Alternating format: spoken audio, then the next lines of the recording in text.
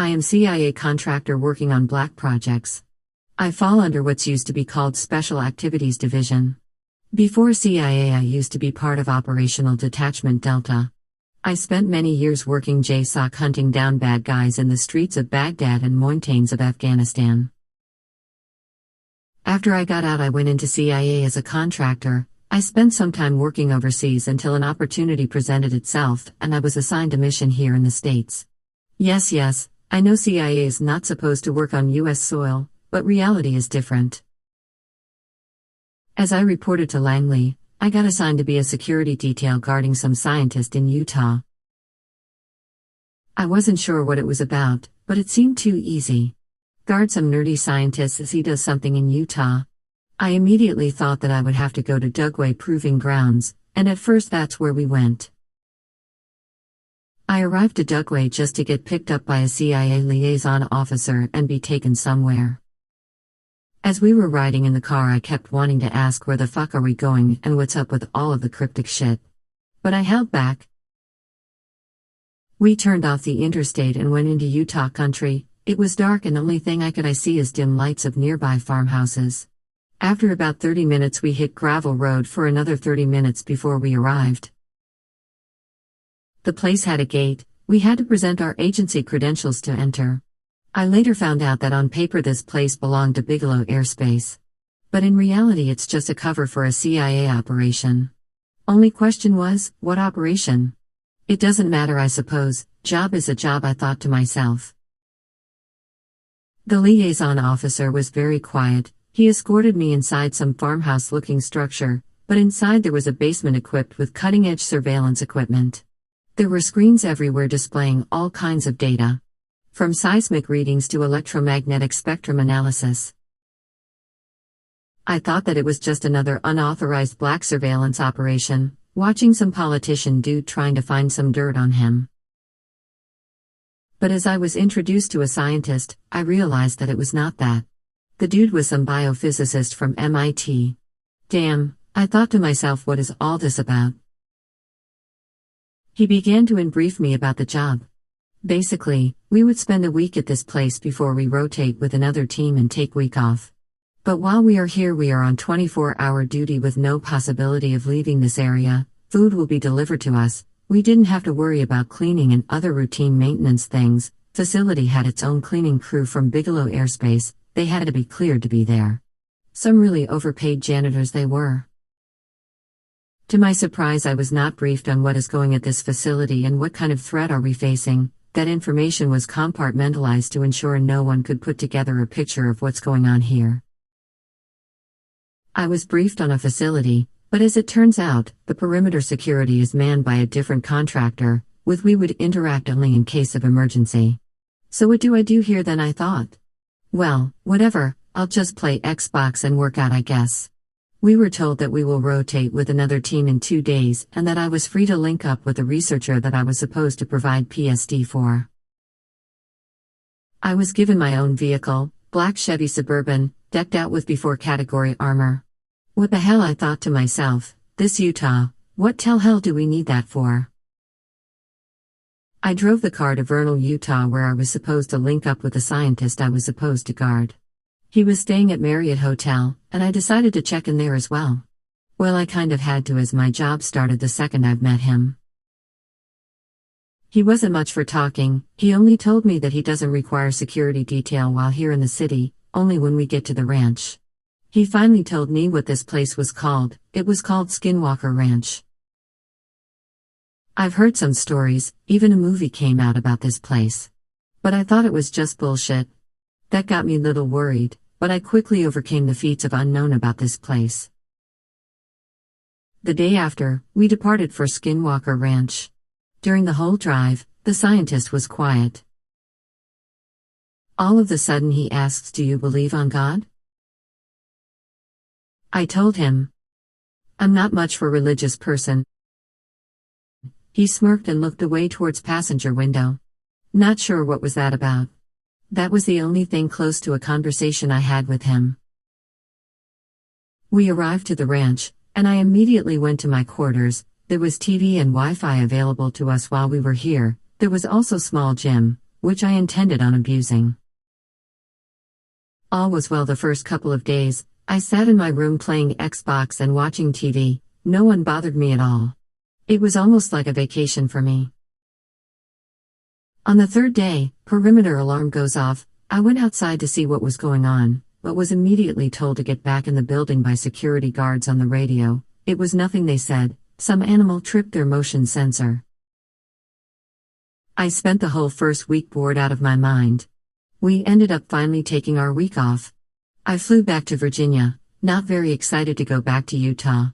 I spoke with Mai about possibly reassigning me somewhere else. All I was doing was just sitting there, and any more sitting around would cause mental issues, I told him. He assured me that this only for 6 months and they will rotate somebody else. Which still meant that I will have to go there about 12 to 13 times, which still sucks. I flew in for the second week, landed in Salt Lake City with a scientist. I parked the SUV at the airport for a week, in the name of convenience. And I was on for another ride with this weirdo. He was again not very talkative. He decided to sit in the backseat this time. He pulled out his laptop and began looking at some charts. I was not very amused by the fact I had to spend another week with this dude, doing absolutely nothing. As we had about an hour left, I couldn't hold it anymore. I asked him, "If you don't mind me asking, is there any possibility someone can explain me what the fuck am I doing here?" He replied, "Yes, I do mind. I never asked for a security detail, but apparently my predecessor got badly hurt, so agency wants me to have one." I got curious. "And how did he get hurt?" "I don't know, and you are asking too many questions for a bodyguard." I started to lose my cool. "Look, I know you are a scientist and all, but I think you might be confusing me with your boyfriend." I looked him straight in the eyes and said, "If you are going to talk to me like that again, I am going to fuck you up." He started to become visibly nervous. I smiled at him. "Don't worry, Doc, I'm just fucking with you."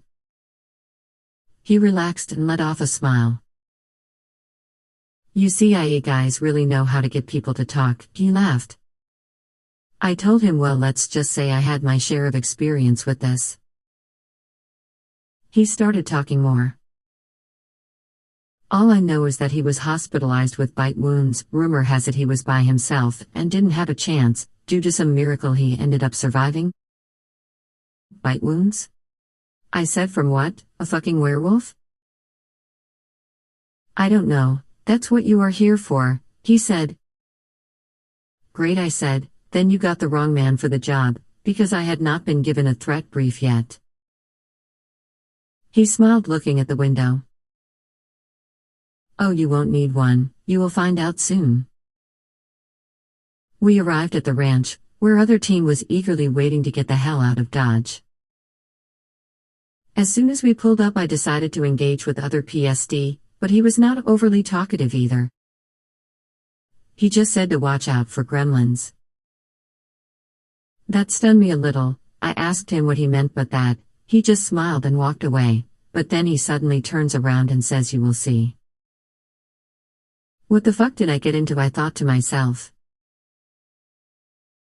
This week nothing happened either. However, I did wake up a few times because I kept having a very strange dream. It was the same dream over and over again. But I figured my combat trauma is slowly returning to me, and boredom and isolation is definitely the root cause. Again, the entire week, I was utterly bored, and I couldn't wait to leave. That went on for 3 months, and I was counting days to finally be done with this detail. It was time to head out to Utah again. I was not ready for it, I kept telling myself, but job is a job. I was working out at the gym and I heard my name being called. I figured an egghead needed help with something, but when I stepped out of the gym and went to his office, he wasn't there. Ever. Not the first time I misheard something for name. This time I put on my headphones and began to bench press, when I saw a figure with my peripheral vision. I quickly looked, but no one was there. I was not about to play any games. I grabbed my .45 and I went outside. It was sunny and a bit cold for how I was dressed. I didn't see anybody, but I did see Mr. Egghead walking around the field, messing with some strange-looking equipment. Okay, I thought I might have just not slept enough. I went back in and took a shower, getting ready for some Xbox time. It was getting late, but not like I had something else to do. I began playing Xbox. Thoughts of fear began to go away as I fully immersed myself into some Call of Duty. As I was playing, I noticed that the mission I was playing looked unfamiliar. I mean, it was very familiar, but not in the Call of Duty. It was real life that I remembered it from. What the fuck, I thought. I dropped the controller on the floor and turned off the Xbox. I looked at the mirror and saw a shadowy figure again. I turned and pointed my pistol at it. It was Doc. He freaked out and threw his hands up. Fuck, Doc, can you not sneak up on me like that? He said. Are you okay? Yeah, I'm okay, thank you for asking. I was not fucking okay at all. My heart kept going 1,000 beats a second. I felt anxiety through every inch of my body. What the fuck is going on? I decided to go to bed and had another weird dream. I woke up at 3 a.m. and could go back to sleep. I went out the bathroom and looked in the mirror. I noticed that there was a tiny scar on my shoulder. It was barely noticeable, but because of how light landed on me on the bathroom, it stood out. I tried recalling this scar, but I could not remember where would I get it from.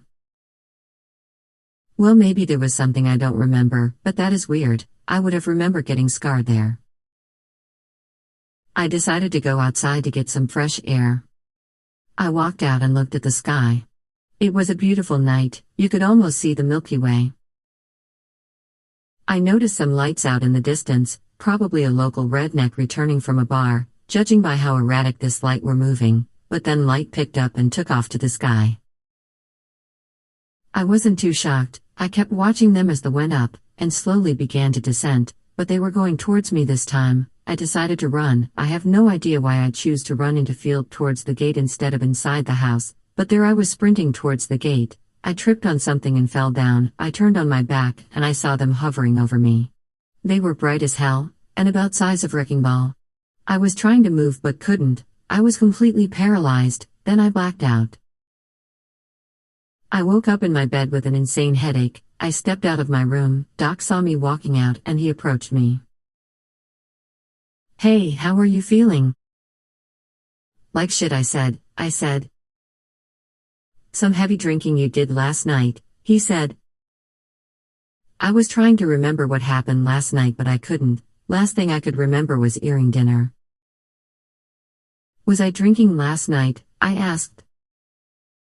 I don't know, you tell me. You were found passed put in the middle of the field by a security guard, he said. Shit, I don't remember doing anything last night. I said I just don't remember anything. What day is it today? It's Tuesday, my friend, our second day here. What the hell, I thought. I clearly remember seeing my computer, and it said Saturday, day before we would have to leave. Tuesday? Really? Well, maybe I'm just sick and tired of this place and it's starting to drive me crazy. Remember what we talked about, he said. I was again trying to remember, but I couldn't. What did we talk about? I asked him. He said. About your alcohol problems, don't you remember? It was just yesterday when we got here. I couldn't even remember getting here. Look, Doc, I don't know what's wrong, but I do not remember anything, not from what you said, but anything at all. I told him. The hell happened to you? You were just fine yesterday, he said as he walked away. I checked the calendar on my computer and Doc was right, it was in fact Tuesday. Damn it, I clearly remembered getting here a few days ago. Nothing made sense. I approached him again asking for help this time. Doc, I don't know what's going on, but I think I need to see a psychologist or something, because I seem to have memory problems, which I never had before. He replied. I will bring someone in tomorrow.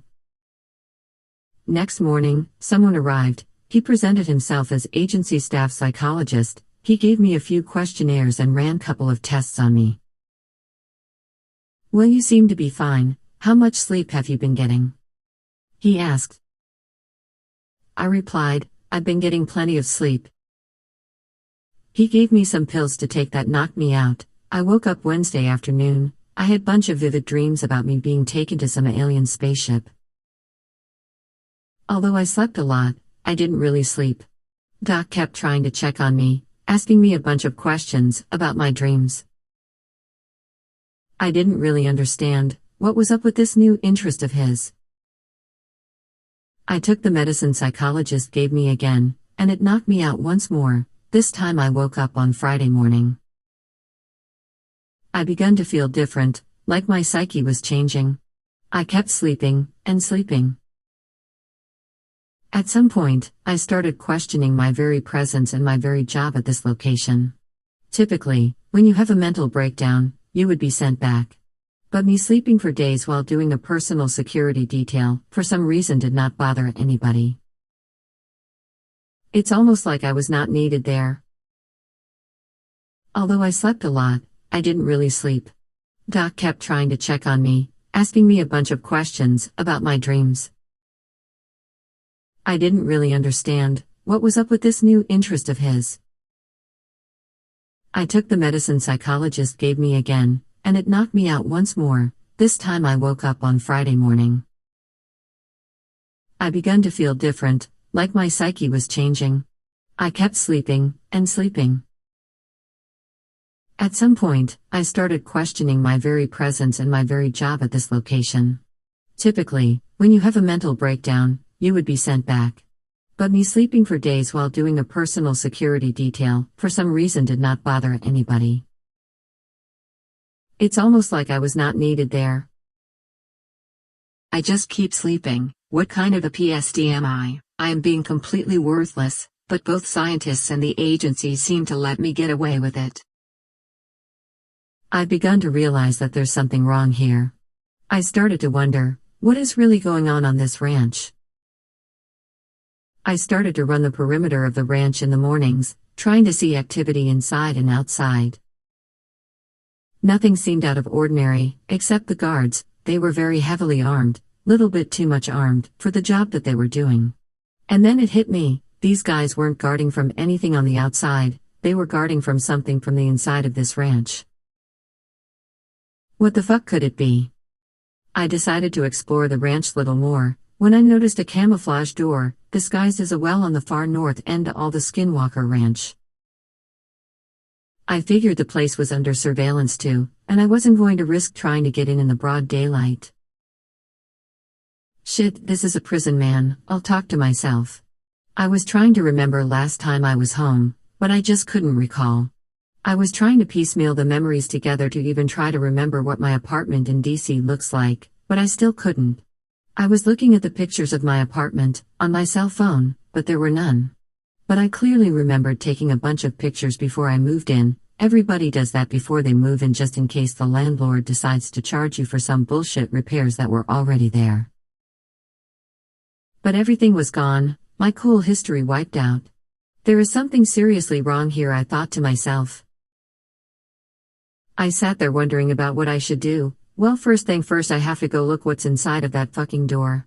Whatever is there might be a key to what's going on here. I knew the place was under surveillance, but I'm also CIA operative. I had a UV flashlight in my kit. And some thermal blankets. I have no clue why in the fuck did I have thermal blankets in my kit, but I did. I believe I had thermal kits in case we have to evade somebody with a thermal capability. Well, how convenient. I wrapped thermal blanket over myself, grabbed some tape and the UV flashlight. I snuck into the tree 12 feet from that door. And I was watching for any kind of lights to determine the positioning of the surveillance camera, and I finally saw it, just the regular CCTV. I've been dodging those things for years. I flashed the UV light at it and ran to the door. He had a biometric lock on it. I wonder whose finger do I need to cut to get in this motherfucker after myself. Oh, I think I know just a guy. I went back to the house and grabbed my 45. I pulled out the magazine to check my ammo, just to see blank rounds in it. I laughed, but like I said before, I'm still a CIA operative, and everybody knows too high to spare magazine in your luggage. I pulled out magazine with real rounds, and went on to look for good old Doc. He was typing something in his office, and he got a bit startled. He jumped on his chair and looked at me in fear. "What you typing, Doc?" I asked him. He quickly shut his laptop, and begun to give me a fake smile. He said something about typing up a weekly report. "Can I see the report, Doc?" I asked him. She said the report was classified. By the point of my gun at him. "Well, fucking declassify it?" He quickly opened up the laptop and turned it towards me. I told him to read it to me. What he read made my heart drop. Subject showing signs of deterioration after 3 experiments conducted with mind-altering techniques. This time he came back different. There's significant memory loss and obvious signs of psychosis. I'm unable to conclude what have they done to the subject, but I can say with confidence his psychological state is changing for the worst. I pulled the hammer on my 45. "And who the fuck is the subject, Doc?" He started to become visibly stressed, tears started rolling to his eyes. He said, You are the subject." I will be fucked, I thought to myself. To get up, and I told him that he's going to take me to that door this guy is as well. At first she was telling me that he couldn't do it, me shooting right next to him convinced them otherwise. "You don't understand, they made me do it, I didn't want to," he begged. In the morning here anyway, I grabbed them and hold him towards the disguised door outside. He let me in. There was a stairway leading downstairs, we both went down. There was one of the security guards from Bigelow Airspace, behind a TV. He quickly got up reaching for his gun when he saw me, but it was a bit too late. I shot him right in the chest, knocking him out. Good on him for having his body armor on. He will live, I thought to myself. I kept walking down the small hallway that led to a room with bunch of surveillance equipment, panes everywhere, and then every room of the house, recordings of me sleeping, and recordings of them shooting some shit up in my veins while I'm asleep. "You motherfuckers," I yelled. "No, you're going to tell me what the fuck is going on here or I'm going to blow your fucking head off," I told him. Okay, this is a ranch where they take people. Back in the day, locals used to bring cows, and goats, and people and other sacrifices because they thought they were gods. They would return them, dissected the cows, enable return to people too. With people would be changed, they wouldn't be themselves. Sometimes they even land here. Back in the 50s, government discovered this place and decided that this is a good testing ground, to see what they do with people, and how can it be weaponized. So we bring highly trained operatives here, because they can withstand more, because we want to see if already highly trained operatives would become even better. But so far nobody was able to make it through. Every subject so far committed suicide. I listened and I began to boil inside. I wanted to shoot him right in the face, but I figured it would do no good. I pistol whipped them in the face and then hit him in the back of the head, knocking him out. I then went outside and went straight for the SUV. I got in it and floored it. The gate guards ran out with the M4S trying to shoot at the tires, but I was going way too fast. I busted through the gate and sped down to the highway. I then hit the highway, and made my way to the nearest town, where I ditched the car. I bought a bus ticket with cash going to DC the same day. After about 3 days I finally arrived to DC, and they made my way down to my office. My boss was very surprised to see me. He said I was gone for about 7 months and he hasn't heard from me. I told him that I thought I was only going for 3, and I started to realize that memories of me coming back were implanted. I told my boss everything. You listened to me and nodded. And then he told me that there's nothing he can do. There's some black projects that nobody knows about, and he also said that he was glad that I didn't kill anybody. But then he said I should stay low. By that he meant getting the fuck out of the country. And that's what I did. I bought the first plane ticket, Going to Colombia, where I had some connections from my Special Forces days. That's where I'm at right now, waiting for things to calm down so I can finally figure it out what happened to me and bring what's going on at the Skinwalker Ranch to light, and those responsible for what's going there to justice.